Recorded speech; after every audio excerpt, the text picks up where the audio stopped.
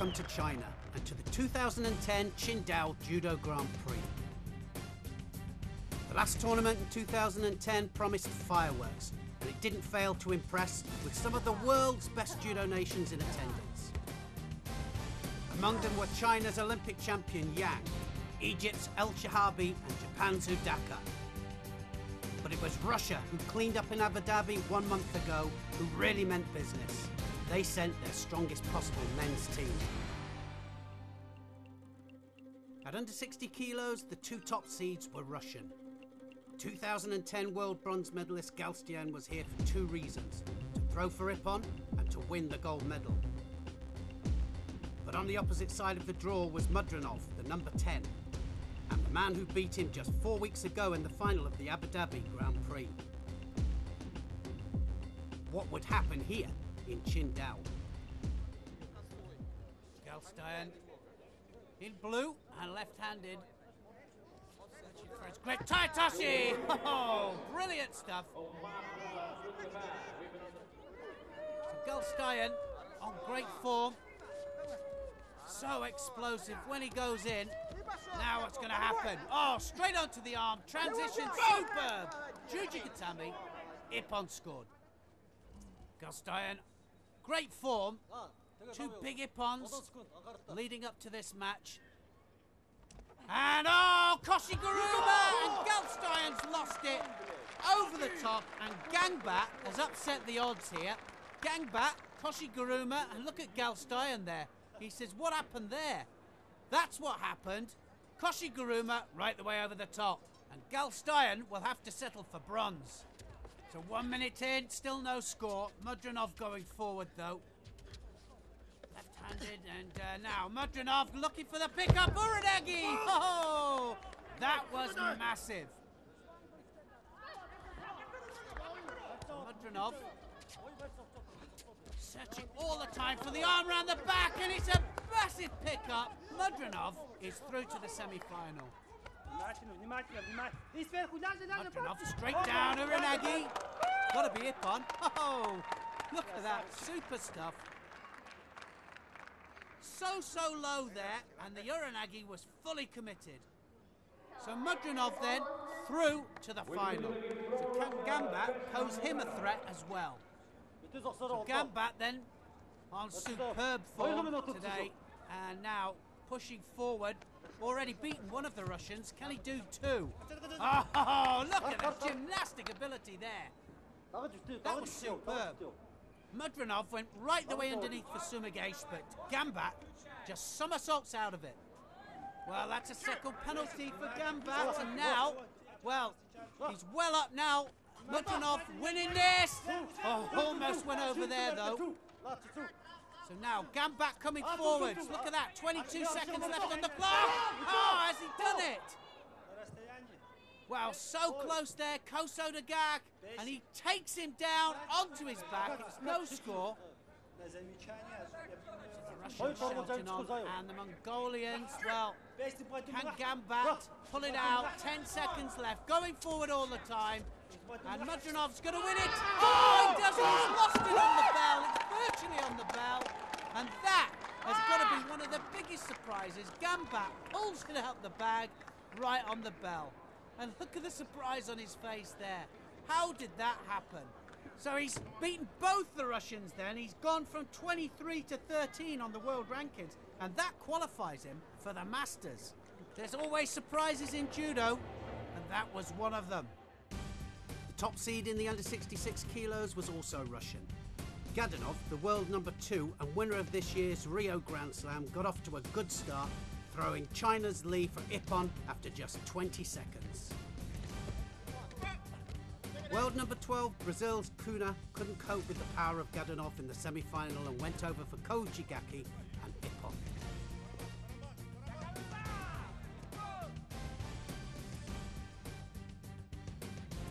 Gadanov was through to the final, but there he faced his teammate Khan Magmadov, who won his semi-final by Yuko against Mongolia's Buvbatar. In the final, Gadanov came out on top, rolling his opponent easily in Newaza and securing a hold down for Ippon after less than a minute. The 200 points for winning the Grand Prix put Gadanov within 50 points of world number 1 Hashpatar. The man on form in the under 73 kilos was world number 5 Russia's Isaev. 1 month ago in Abu Dhabi he executed a wonderful Teguruma, burying Ukraine's Soroka seconds into the final. Isaev was looking to continue his good form, but in his half of the draw was France's Legrand. Legrand is the 2008 Junior World Champion who has just started to make an impact in senior judo. Who would come out on top? So Isaev then trying to get the leg out. Now can he get the pressure on the knee? Is it out? Now he's almost in the hold. Yes, he can. He's secured it. Now he's just got to squeeze onto the top half. Good Nawaza from Isaev. Isaev then pushing forward all the time. Look at that arm coming over the top. Oh, Kosoto Wazari. That should be enough to put him through to the semis. So Legrand looking for the Uchimata. And one-handed at the moment. Can he get the other hand on? Yes, he does. Now, Tominagi, Yoko Tominagi, beautiful hip on. So Legrand, we know he can throw. He's got good combination. Uchimata there, spinning Uchimata. Wazari scored. So Legrand is here. What a match this is. Both really good throwers and both going for it. Searching for the grip. Isaev looking for the arm over the top. Oh! And he counters him backwards. And Legrand upsets the odds. And Isaev didn't know what hit him there. So Legrand, well, he almost gets taken back himself, then switches it. And that is enough to put him through to the final. On the other side of the draw, Russia's Kodzakov also faced a formidable French challenge. Ranked 13th, Darbelet is France's #1 under 73s and won the Moscow Grand Slam earlier in the year. Kodzakov and Darbelet were due to meet in the semi-final. So Kodzakov, arm over the top, and well, looking for the Ouchi there, but no contact. Now it is. Now looking for the arm assist as well. Can he do it? Uchimata! He switches it. Brilliant hip on. Kodzakov, arm over the top. And Tico, well, he's got to move. Oh, he gets rolled over. Darbelet, Olympic silver medalist at 66 kilos, but now fighting at the heavier weight. Looking for the big Osoto. He's a great thrower, Darbelet. There's the switch! Oh, massive Kosoto. And that puts him through to the next round. So Kodzakov, Darbelet, then 30 seconds into this golden score. It's anybody's match. Kodzakov going forwards. Big fight for grips, and it's Uchimata! And he's over, and he's lost it, Darbelet. Kodzakov wins it on golden score. As soon as the, as soon as he got control of that lapel, Uchimata, and it was enough to take him through. So Kodzakov against Legrand, and Legrand then showing great form. He's the new kid on the block, really. Junior World Champion in 2008. Really showing his form here in the seniors. And left-handed fighter, both these are left-handed, and now looking for the Ouchi, looking for the pickup. He grabbed the legs. If it's not a direct attack, but if the other person's got the arm over your other shoulder. Kodzakov, he's also left-handed. Means that they've got good control of the sleeve, both of these. Kodzakov got the better grip at the moment, tries to drop right. Rando, good balance. Now what's going to happen? That arm's over the top again! Massive pick-up, and it's enough! Legrand's done it. And that was the pick-up he was looking for. It was the right moment, the timing he got right this time. And Kodzakov, well, he can't believe it. But he scooped underneath there, and like I said, timing's got to be right. If you grab the legs, Then it was right, and he took him right the way over for Ippon. Great stuff. Very unusual pickup there. Scoops the inside of the leg, controls the head, drives him onto his back. So Legrand goes from 27 to 14 on the world rankings, and he qualifies for the Masters. Très content parce que c'est quand même deux pointures dans I la feel catégorie. great. The Russians in this weight category are never easy to fight, and these were two of the best Russians. So to beat both of them here gives me a good feeling and makes me feel much more confident in this category. This type of thing doesn't happen every day. And also, to feel good from start to finish in both fights, and to find a solution and to score Ippon. I'm very happy. Russia's strength in depth extends to the light heavyweight categories of minus 100 kilos and minus 90 kilos. Denisov, the world number 2 at 90s, didn't fail to impress in Qingdao. In his second contest, he countered France's Dafreville before producing a wonderful twitch in the semi-final against Sweden's Nyman.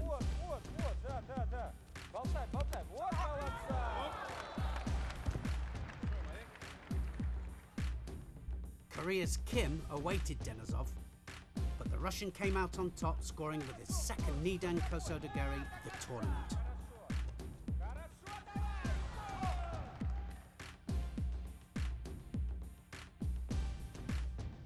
Denisov, however, still has some way to go to catch world number 1 Ono, who is 500 points ahead of him. The aura of confidence amongst the Russians engulfed the entire men's squad. Samoilovich, one of 2 under 100 kilos Russian fighters to enter, was on fire. His first contest ended in just 13 seconds when he threw China's Qing for Tomanagi. Next up was Korea's Yu. Samoilovich again came in for Tomanagi, this time scoring Yuko, before following it up with a brutal piece of newaza.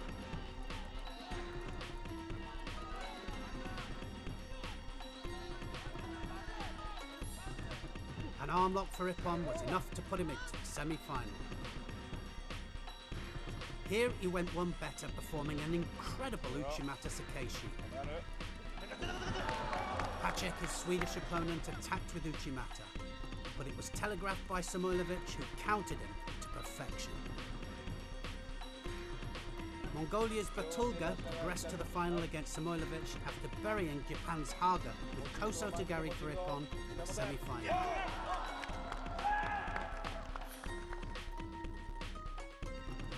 Samoilovich made it 4 out of 4 Ippons when he threw Batulga for his second Wazari at the final. Rarely seen in modern-day competition, his Koshiguruma was a fitting way to win the final.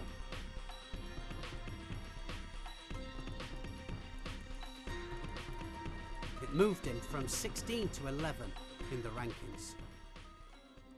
Fireworks were expected in the under 81 kilos category. The Russians consider world number 5 Magomedov as one of their big hopes for an Olympic gold medal in London. Though inconsistent, Magomedov is one of the most spectacular exponents of the Ippon.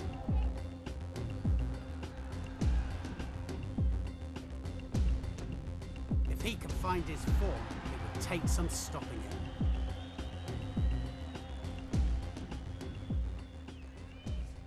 Magomedov trying to get his grip, and Petri not letting him get it. Oh, Yoko Satemi, and he just rolled him over there. Beautiful Ippon. Look at that. Just catches the leg, upper body control, brilliant. Magomedov sometimes goes sleeve lapel, sometimes lapel sleeve. Look at that, goes now onto the leg. And what an unusual grip that is, and Ouchigari drives him over. Magomedov searching for the right way in there to get his grip. Goes lapel first this time. Is the arm going to go over the top? Wants the sleeve first. He's got the sleeve now. Looking for the Uchimata. Hooks in! Second stab, and over he goes. Brilliant. Is it an arm lock? He's looking for the Juji, and he's got the Juji. Brilliant transition there from Magomedov. And he's through to the final. There was the hook in. Ouchi first, then the Uchimata. And it was almost an overthrow. Straight onto the arm. Has to readjust the balance, which he does. Catches the head, then makes sure he stays down. And the American didn't have a chance. On the other side of the draw, China's Li rose to the occasion in front of his home crowd. Leading by Wazari in his first contest, Li attacked with a stunning Tiguruma to throw Israel's Razabazov for Ippon. Another Ippon came against Hungary's Nagasolimosi, followed by a third against Korea's Ha, when he dropped underneath his opponent with Cianagi. In the semi-final, he countered the world number 16, Croatia's Marjanovic, to book a place in the final against Magomedov.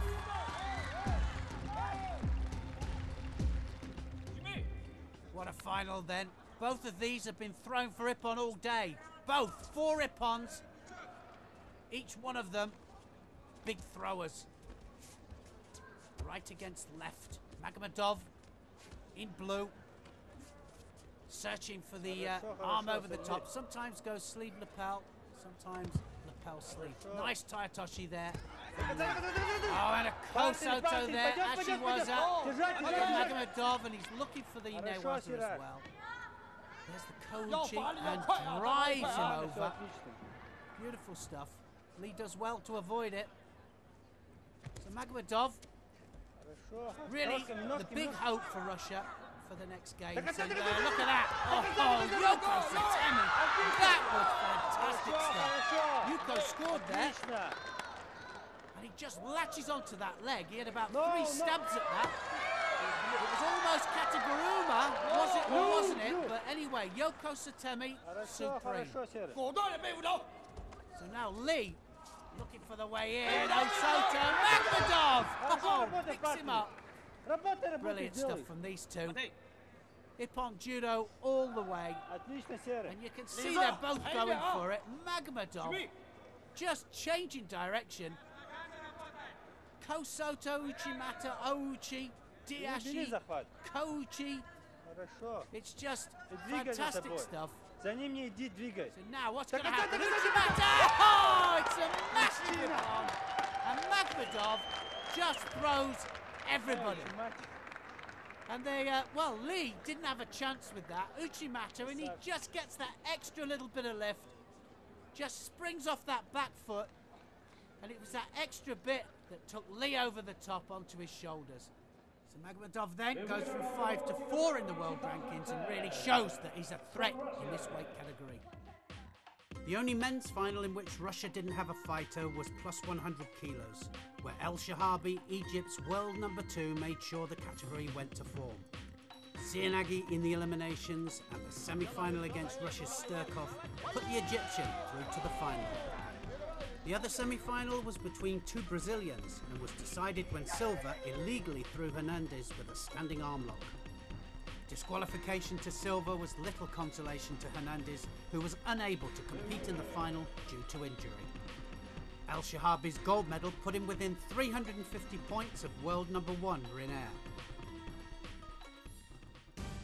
The hosts China are a lot stronger in the women's weights. Wu got the Chinese off to the best possible start in the lightest category of under 48 kilos, beating Frances Payet in the final. It moved her from 14 to 8 in the under 48 kilos rankings. One of the throws of 2010 came from Japan's Kagaya in the under 52 kilos semi-final. She started a triple combination technique with Uchimata, then stepped across with Tayatoshi before finishing the job with Uchimata. In the other semi-final, an unknown French fighter, Neto, obliterated world number 5 and top seed Gomez of Spain.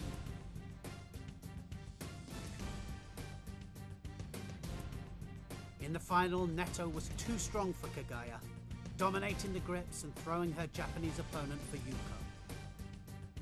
It was enough to take the gold medal and establish Neto as a new force in the under 52s. At under 57 kilos, Japan's world number 8 Udaka produced an Osotogari masterclass, winning 3 of her 4 contests with the technique. She saved the best for last, throwing France's Pavia for Ippon and taking the gold medal. Another great moment came in the under 63 kilos semi-final when Odaka's teammate Kazawa countered Zhu with her beautiful Osoto Geishi.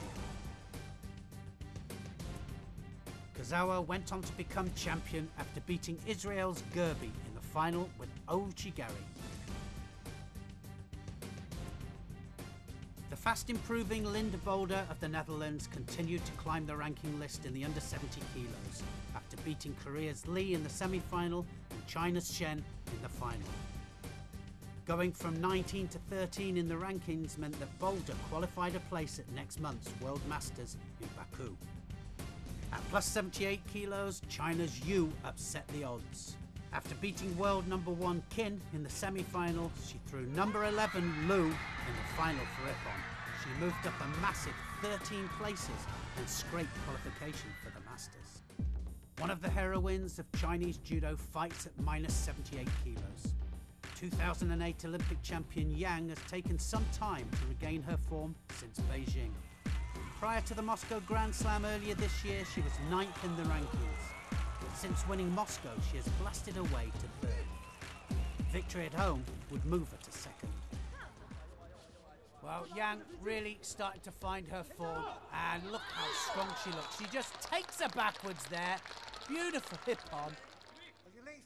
So the Olympic champion then against the 2009 world champion, and Yang, well, always looking for the Ippon. Now, oh, it's standing CI, and she just kills her. Takes her right the way over. Standing Cianagi, and Yang, the Olympic champion, well, just shows why she was Olympic champion, and that's enough to put her through to the final. Lovely standing Cianagi, and really starting to come back to form. So Okamura in the second semi-final here against Heiss of Germany. Okamura is a big thrower. What's going to happen here? Both of them hooking in. Somebody's going to go if that happens. Osodagari! Oh, and Heiss goes right the way over the top. And Okamura latched on for the Osodagari, changed the direction, readjusted her balance, and took Heiss over for Ippon. And that then is enough to put her through to the final. So two big throwers then, Okamura and Yang. Yang really fighting for her form. She wants to defend her Olympic title in London. And she's got the arm around the top now, Osoto, and she's taken the Japanese backwards, and Yang is back. That's going to take her from number 3 to number 2 in the world rankings, only 10 points behind Frances Lebrun, and that was brilliant. That arm came round the back, and well, it was always dangerous, wasn't it? And she just took Okamura backwards, and Yang really is a force to be reckoned with.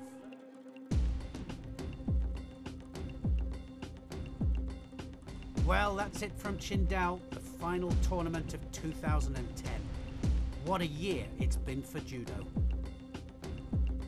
Japan reigned supreme from Paris through to the Tokyo World Championships. Russia ended the year on a high and looked dangerous. And do France have a new star in the making? In 1 month's time, the top 16 in each weight end the season by battling it out at the World Masters in Baku, Azerbaijan. Will Zantaraya outsmart Soberov? Can Harrison handle Chimaeyo? Will Kim keep top spot? Will Matsumoto maintain dominance? Will Wang wreak revenge? Will Ono bounce back? And will Renair show everyone who's boss? Join us then so you can find out.